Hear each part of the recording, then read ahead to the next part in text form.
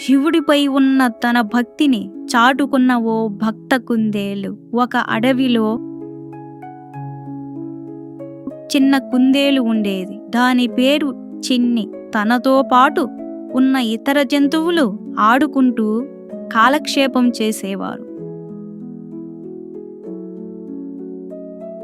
చిన్ని మాత్రం ప్రతిరోజు సూర్యోదయానికల్లా ఒక పెద్ద పర్వతానికి వెళ్ళి అక్కడ ఉన్న శివాలయం గుడి దగ్గర గల చిన్న శివలింగానికి పుష్పాలు సమర్పించి భక్తితో నమస్కరించేది.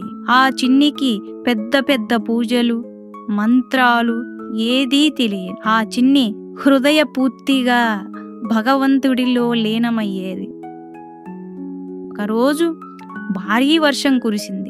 ఆ రోజు పూజకు పర్వతానికి చేరుకోవడం కష్టమైంది. తన భయాన్ని దాటి ఆ కొండల మధ్య తడుచుకుంటూ ఆలయానికి చేరింది. నీటిలో తేలుతూ వచ్చిన పుష్పాలతో శివునికి అర్చన చేసింది. అది గమనించిన భగవంతుడు ఆ సమయానికి ఆనందించి చిన్ని భక్తికి ఫలితంగా తనకి శాశ్వత ఆనందాన్ని ప్రసాదించాడు.